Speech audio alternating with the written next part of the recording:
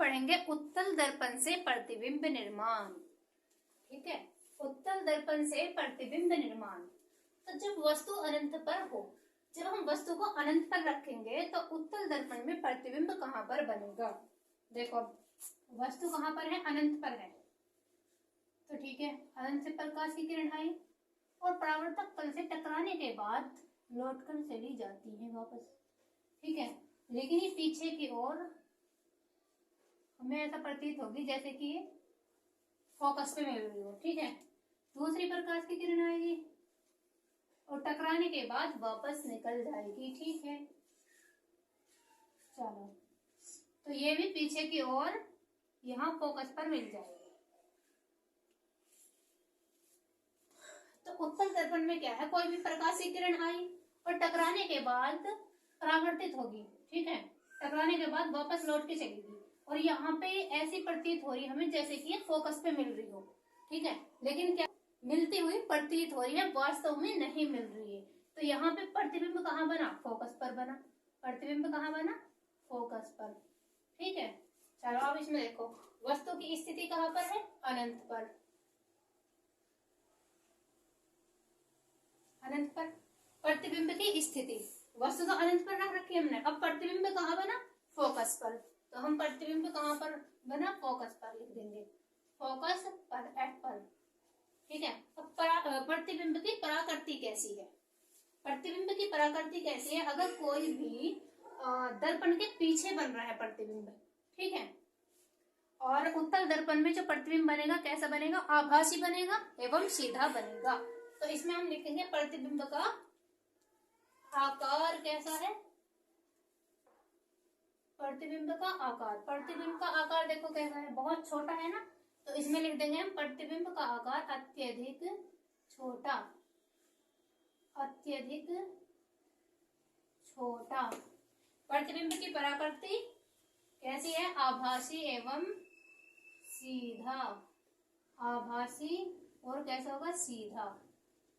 ठीक है, प्रतिबिंब। तो ये हुआ जब वस्तु अनंत पर हो।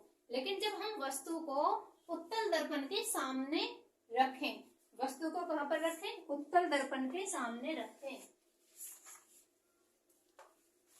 देखो जब हम वस्तु को उत्तल दर्पण के सामने रखेंगे तो प्रतिबिंब कहाँ बनेगा, चलो देखते हैं। तो ये हमारा उत्तल दर्पण है, हमने वस्तु रख दी यहाँ उत्तल दर्पण के सामने। ठीक है बच्चों, देखो प्रतिबिंब कहाँ बनेगा इसमें। तो पहली प्रकाश की किरण आई और परावर्तक तल से टकरा के वापस लौट के चलेगी। चलो अब देखो दूसरी प्रकाश की किरण, दूसरी जो प्रकाश की किरण है ध्रुव पर जाएगी, ये तो लौट कर चलेगी यहाँ। चलो अब देखो पहली प्रकाश की किरण लौट के चलेगी, लेकिन ये पीछे की ओर कहाँ पे मिलेगी, फोकस पर मिल जाएगी ऐसे। देखो अब दूसरी प्रकाश की किरण ध्रुव पर जाएगी और यहाँ से निकल जाएगी ऐसे, परावर्तन के पश्चात निकल जाएगी। ठीक है, तो ये भी लाइन कहाँ पे मिलेगी, ये पीछे की ओर जाएगी। तो इसमें जो प्रतिबिंब बनेगा, जहाँ पे परावर्तित किरणें मिल रही है पीछे की ओर, या हमें मिलती हुई प्रतीत हो रही है, तो यहाँ पे क्या बनेगा, प्रतिबिंब। तो इसमें प्रतिबिंब बनेगा यहाँ पे। ठीक है, तो इसमें प्रतिबिंब कैसा बना, सीधा बना, आभासी बना। ठीक है, चलो अब देखो इसमें तो वस्तु की स्थिति कहाँ है, वस्तु हमने कहाँ पर रखी, दर्पण के सामने। ठीक है, उत्तल दर्पण के सामने, उत्तल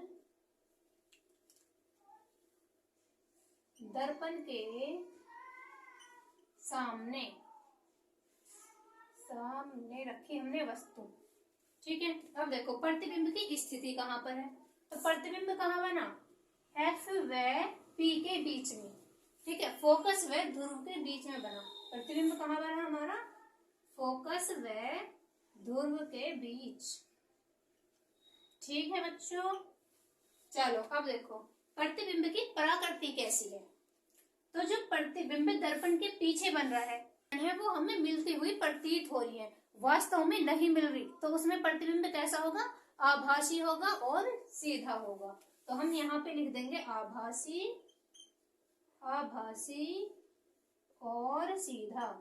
प्रतिबिंब कैसा हुआ, आभासी और सीधा बना। ठीक है। अब देखो प्रतिबिंब का आकार, आकार कैसा है, ये क्या है, वस्तु। ठीक है, ये वस्तु है, ए बी इनके नाम रख देंगे हम, और प्रतिबिंब का यहाँ पे ए डैश बी डैश, यहाँ पे भी चलो देखो, तो यहाँ पे वस्तु बड़ी है और प्रतिबिंब कैसा बनना, छोटा। तो हम इसमें लिखेंगे प्रतिबिंब जो है, प्रतिबिंब का आकार वस्तु से छोटा है। कैसा है, वस्तु से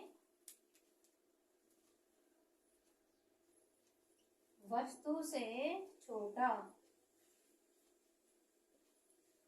ठीक है बच्चों, चलो तो ये हुआ हमारा उत्तल दर्पण से प्रतिबिंब निर्माण। चलो बच्चों देखो, अब हमने अपने दोनों कंप्लीट कर लिए।